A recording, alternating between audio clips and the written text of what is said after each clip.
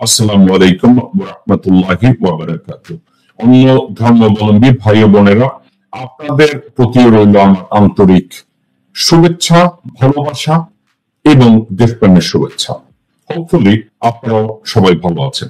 আমি কন্টিনিউয়াসলি বলে আসছি যে হাসিনার বোনের, চাচাতো বোনের জামাই জেনারেল ওয়াকার কন্টিনিউয়াসলি বাংলাদেশে ধ্বংসযজ্ঞ করার জন্য এক ভয়াবহ পরিকল্পনা ডানে বায়ে কন্টিনিউয়াসলি করছে। ইউনূসকে মেরে ফেলো, তারা ষড়যন্ত্র করলো।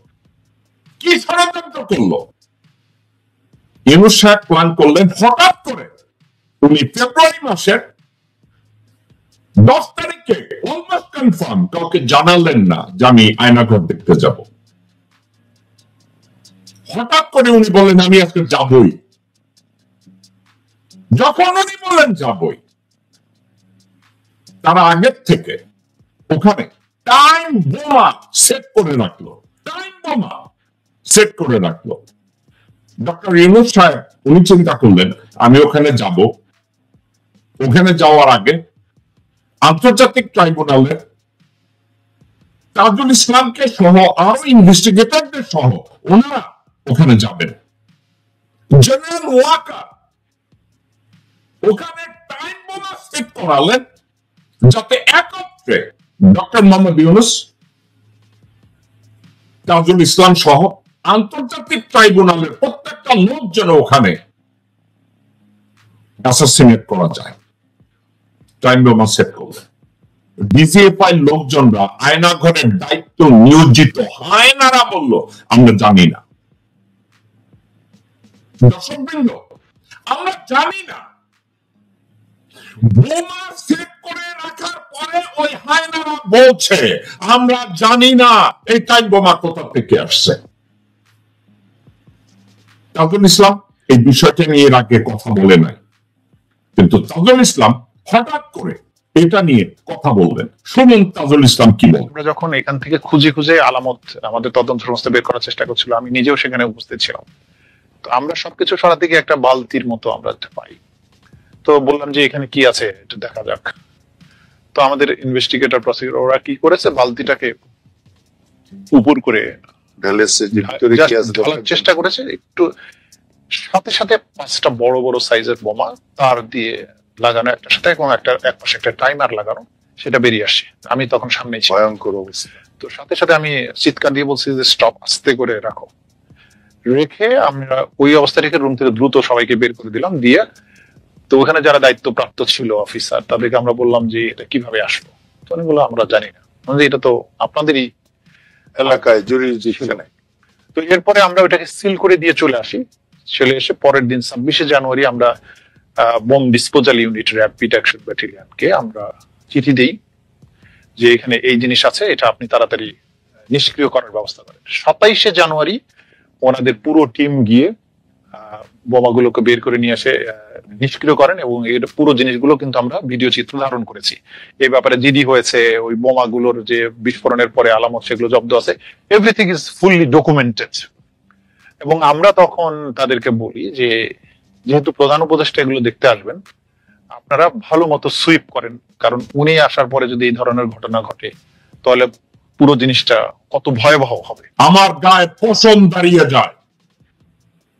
আমাদের চোখের সামনে ডক্টর মোহাম্মদ ইউনূসকে অ্যাসাসিনেট করার মতো দুঃসাহস দেখানোর পরে এই কুত্তার বাচ্চা এখনো সেনা প্রধানের চেয়ারে বসে আছে, চুপ, এখনো বঙ্গভবনে বসে আছে। আমি 110% শিওর এই ষড়যন্ত্রের সাথে চুপ জড়িত, এই ষড়যন্ত্রের সাথে ওয়াকার জড়িত, এই ষড়যন্ত্রের সাথে আরো কিছু চরিত্র জড়িত। এই ষড়যন্ত্রের সাথে বিএনপির উচ্চ পর্যায়ে কিছু লোক জড়িত, যারা প্রতিদিন সকালে, সন্ধ্যায়, দুপুরে, গভীর রাতে সেটা একটা কথা বলে ডক্টর ইউনূসকে সরাতে হবে, নির্বাচন চাই। এরাও জড়িত। আমরা শুধু কথায় কথায় বলি আওয়ামী লীগের বিচার করতে হবে, গুম খুনের বিচার করতে হবে, হাবব ইলিয়াস আলীর বিচার করতে, ইলিয়াস আলী গুম খুনের বিচার করতে হবে যে ইলিয়াস আলীর খুনের সাথে সরাসরি মির্জাফর জড়িত। ইলিয়াস আলীর খুনের সাথে আব্দুল আওয়াল মিন্টু জড়িত। ইলিয়াস আলীর খুনের সাথে সাদেক হোসেন খোকা এবং তাদের চেলাচামুন্ডা জড়িত। ইলিয়াস আলীর হত্যার সাথে ফালু জড়িত। ওয়াকার বলেছে সে দেশে শান্তি আনবে, এবং কতগুলো অদূরদর্শী রাজনীতিবিদ, অদূরদর্শী লোকজন, অদূরদর্শী বেকুবরা বসে আছে। ওয়াকার বাংলাদেশের সালভেশন নিয়ে আসবে, রাজনীতিতে সালভেশন নিয়ে আসবে, রাজনীতিতে রিফর্ম নিয়ে আসবে। ডক্টর মোহাম্মদ ইউনূস দায়িত্ব নেওয়ার পর থেকে ওয়াকারের ধান্দাবাজি, রয়ের ধান্দাবাজি ধীরে ধীরে প্রকাশ পাওয়া শুরু করলো। যখন রয়ের ধান্দাবাজি প্রকাশ পাওয়া শুরু করলো, তাদের সামনে একটা এলিমেন্টস ছিল। সে এলিমেন্টসটা কি? কোন একটা অজুহাত দিয়ে ডক্টর মোহাম্মদ ইউনূসকে যদি অ্যাসাসিনেট করা যায়, এই অ্যাসাসিনেশনের প্ল্যানের পার্ট ছিল, পার্টিকেল ছিল এই টাইম বোমাগুলো ওখানে সেট করা। ডক্টর মোহাম্মদ ইউনূস হঠাৎ যদি ওখানে গিয়ে ঢুকে পড়ে, জাতিসংঘের লোকজনরা যদি ঢুকে পড়ে, তাজুল ইসলাম যদি তার টিম নিয়ে ঢুকে পড়ে, সমূলে তাদেরকে মেরে ফেলা হবে। ওয়াকার ব্যাখ্যা দেবে এখানে আগের সরকার কি করে গেছে আমার জানা ছিল না। ঠিক যেমনি টাইম বোমা পাওয়ার পরে ওখানকার লোকজনরা বলেছে আমরা জানি না, আমরা জানি না। এটা থেকে কি আইএসপিআর কোন বিজ্ঞপ্তি দিয়েছে? ওখানে যে টাইম বোমা পাওয়া গিয়েছে, তাজুল ইসলাম প্রসিকিউশনের স্বার্থে, তদন্তের স্বার্থে তাজুল ইসলাম এটা নিয়ে কথা বলে নাই, সেটা দেশপ্রেমিকের পরিচয় দিয়েছে। কিন্তু এটা নিয়ে general Waker, ISPR, DGFI, NSI, CID, DB কোন মন্তব্য করেছে? ডক্টর আসিফ নজরুল কোন মন্তব্য করেছে? দর্শকবৃন্দ, একটা কথা, আমরা বাংলাদেশিরা কিভাবে লোকজনদেরকে বুঝালে তারা একটা জিনিস বুঝে। জেনারেল ওয়াকার 17 বেঙ্গলের অ্যাক্টিং সিও হিসাবে সোলজারদের সব দাঁড়ায় থাকলেন পিলখানায়, ভিতরে ঢুকলেন না। বলা হলো আপা নিষেধ করেছে, ঢোকা যাবে না। এই জেনারেল ওয়াকার মেজর অবস্থায়, জেনারেল ওয়াকার তার ব্রিগেড কমান্ডার হাকিমকে, ব্রিগেডিয়ার জেনারেল হাকিমকে ডিসঅবে করলো, ডিসিপ্লিন ব্রেক করলো, তারপরেও তাকে ওখানে রাখা হলো, তাকে ব্রিগেড কমান্ডার বানানো হলো 46 এর। লন্ডনে কোর্স করতে যাবে, ভর্তি পরীক্ষায় পাস করে নাই, ডোনেশন দিয়ে তাকে ওখানে ভর্তি করানো হলো। ভারতে পাঠানো হলো এমএসজি, র, ভারতের সেনাপ্রধান, ভারতের প্রতিরক্ষা সচিব, তাদের সাথে 9 বার তাকে ভেটিং করানো হলো, তারপরে তাকে আমির বানানো হলো।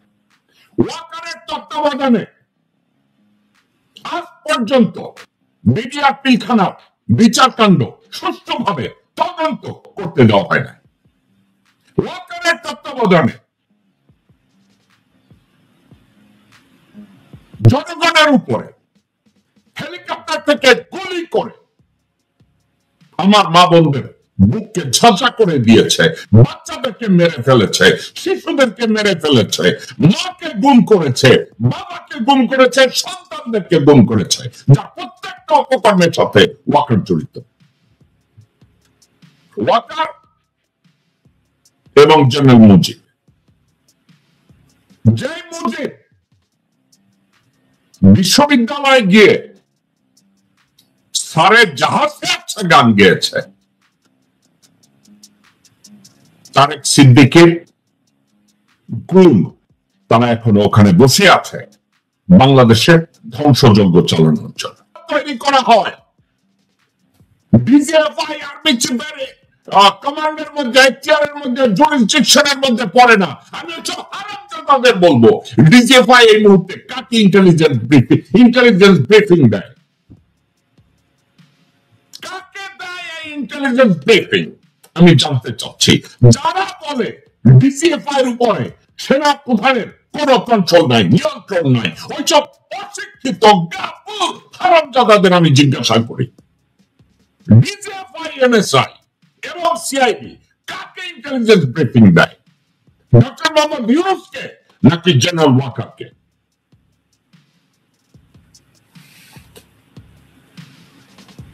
অনতি বিলম্বে, এটা নিয়ে আমি বারবার বলেছি, Waker and Chukwu must leave their position or must get sacked by Dr. Mohammad Yunus and the caretaker interim government. এদেরকে ওখানে রেখে সাপ পোষা কোনো মানে নাই। একটা আঙ্গুল যত ভালোবাসি, এই আঙ্গুলের মাথায় যদি একটা ক্যান্সার হয়, আঙ্গুলটাকে কেটে ফেলতে হবে বাঁচার জন্য। জেনারেল ওয়াকার এবং শাহাবুদ্দিন চুপ্পু বাংলাদেশের জন্য ক্যান্সার এবং একটা অশনি সংকেত। এই কুত্তার বাচ্চাদের ক্ষমতায় রেখে, এই বিশ্বের বাচ্চাদের ক্ষমতায় রেখে বাংলাদেশের রিফর্ম সম্ভব না। বাংলাদেশের অস্তিত্বকে সামনে নেওয়া সম্ভব না। বাংলাদেশের কোন প্রকার ডেভেলপমেন্ট সম্ভব না।